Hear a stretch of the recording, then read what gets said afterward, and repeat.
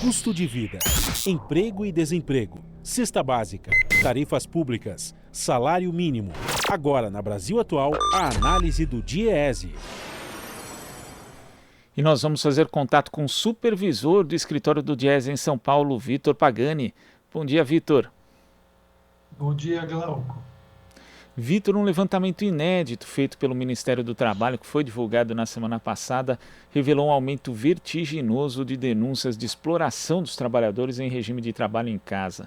De acordo com o levantamento, entre 2018 e 2019 quase não houve denúncias. Agora, quando chega no ano de 2020, esse índice sobe 4.205%. A pandemia trouxe uma nova realidade e também mantém, de certa forma, sob outro manto, uma realidade de exploração do trabalho que existe há muito tempo aqui no Brasil, Vitor. Exatamente, Glauco. Esse levantamento do Ministério Público do Trabalho mostra esse aumento absurdo, né, do número de denúncias. E aí a gente observa que, no início da pandemia, as reclamações eram contra empresas que não estavam colocando os seus trabalhadores nesse regime de teletrabalho, né, de home office, mesmo tendo totais condições, né, para viabilizar essa migração, né? Então, a gente viu muitos casos que os sindicatos tiveram que ingressar com ação na justiça para que os trabalhadores dos grupos de risco, né, aqueles com mais idade, com comorbidade, pudessem se afastar do local de trabalho e trabalhar de casa, né? Mas, com o passar do tempo, o motivo das denúncias foi mudando, né? E aí aumentou muito as denúncias devido a excesso de jornada e sobrecarga de trabalho, né? Então, a gente viu uma intensificação do trabalho, né, e uma extensão da jornada, né? E isso, muitas vezes, sem controle algum, né? Então, os trabalhadores tiveram que aumentar o número de tarefas, né, o cumprimento de metas, a produtividade, as entregas, né, e, para isso, tiveram que, muitas vezes, trabalhar além da conta, né, e nessas condições que não são as mais adequadas, né. Então, a gente também verifica um aumento expressivo das denúncias por condições inadequadas de trabalho, né? Então, falta de estrutura de trabalho, né? As pessoas tiveram que passar a trabalhar da própria casa, de forma improvisada, muitas vezes sem o mobiliário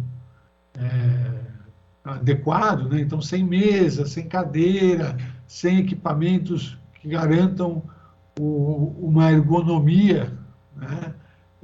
Sem conexão de internet boa, sem computador, celular, enfim, uma série de problemas que os trabalhadores tiveram que, muitas vezes, enfrentar sem que as empresas, né, dessem o suporte, o respaldo necessário, né? Então, os maus empregadores se aproveitaram dessa contingência da pandemia para transferir a responsabilidade por garantia de condições de trabalho saudáveis, né? E para transferir os custos também, né? Então, muitas vezes o trabalhador deve arcar com o custo da internet, da energia, telefone, comprar uma cadeira nova, e as empresas se furtaram a contribuir, né, a fornecer essas condições para o trabalho, né? Uma outra questão, Glauco, que aparece com um número grande de denúncias, né, é uma reivindicação pelo direito à desconexão, né? Então, o que é isso, né? O trabalhador poder se desconectar do trabalho quando encerra o seu expediente, né? E a gente tem observado que no home office, a fronteira ali entre vida pessoal, familiar e o trabalho, ela fica muito borrada, né? Ela meio que deixa de existir. Então, não raro, os trabalhadores são acionados por WhatsApp, né? Em horários completamente inusuais, né? Então, o que antes chegava por um e-mail, né, com uma antecedência, né, uma demanda que vinha por e-mail com uma certa antecedência, passa a vir agora pelo WhatsApp, direto no celular pessoal do trabalhador, e ele tem que responder imediatamente, né? Então, a gente tem visto comprometer o horário de almoço e o horário de descanso também.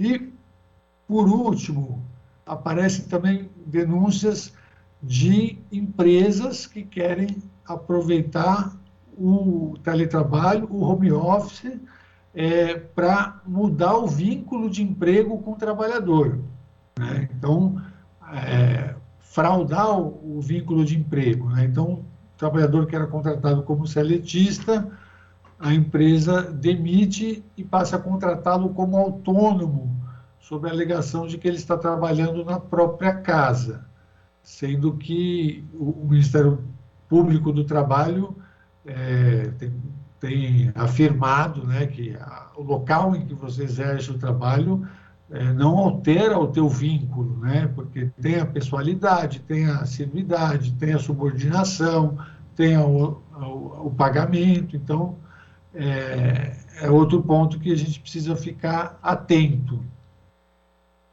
Vitor, sabe que falando dessa questão do direito à desconexão, lembrei que eu fiz uma matéria junto com a jornalista Thalita Pires para a revista Fórum, ainda era uma edição impressa, em 2011, e o título abordava essa questão, né, do trabalho se tornando algo cada vez mais invasivo no dia a dia das pessoas, e o título era O Trabalhador Ligado 24 Horas, sendo que naquela época não existiam os mensageiros eletrônicos, como o WhatsApp e outras redes que, na verdade, tornam isso ainda muito pior. Quer dizer, de lá para cá, nesse período de 10 anos, ficou uma situação ainda mais precária para o trabalhador conseguir fazer essa separação entre o trabalho, na verdade, e a sua vida pessoal, Vitor.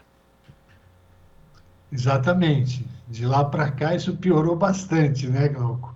E a gente observa que a falta do controle da jornada de trabalho, né? Então, muitas vezes as empresas, ao passar para um regime de teletrabalho, de home office, fazem acordos individuais com os trabalhadores em que se desresponsabilizam por qualquer tipo de controle de jornada, né? E aí, inclusive, não tem o pagamento de horas extras, muitas vezes não tem nem a compensação por banco de horas, né? Então, o trabalhador passa a ter o controle do seu trabalho, né, pela definição de tarefas, de metas, produtividade, a entrega, né, das demandas, e se não consegue fazer no tempo do horário comercial, que é regular de trabalho, ele tem que estender isso para além. Fora isso, ele fica 24 horas com o próprio celular, muitas vezes recebendo, né, mensagens das chefias, né, ou de clientes, fornecedores.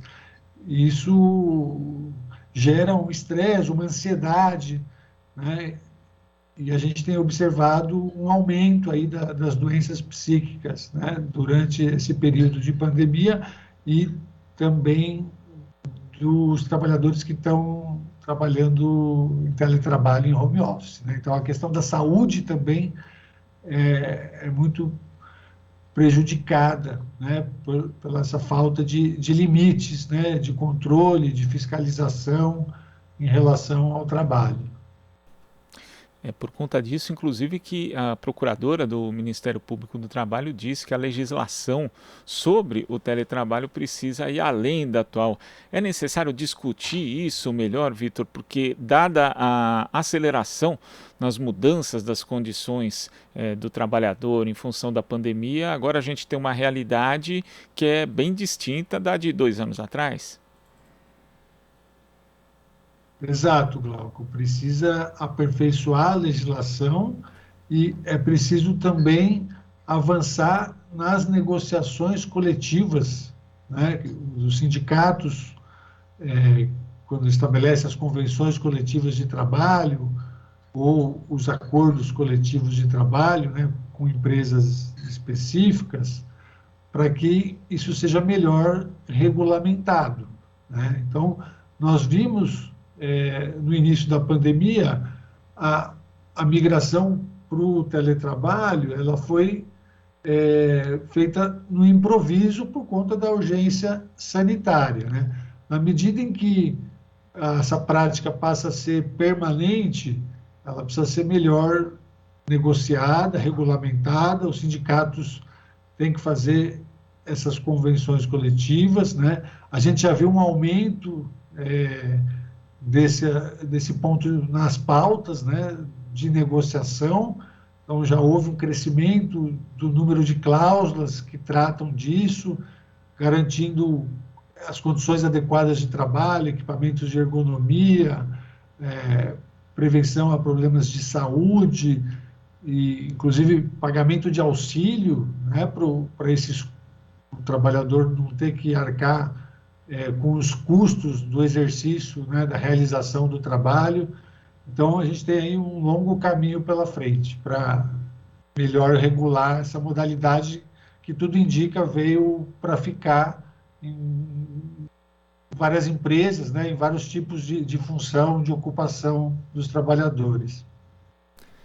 Tá certo, Vitor. Muito obrigado pela sua participação aqui no Jornal Brasil Atual. Até a próxima. Até a próxima. Conversamos aqui com o supervisor do escritório do Diese em São Paulo, Vitor Pagani. Aqui você ouve as notícias que os outros não dão. Jornal Brasil Atual.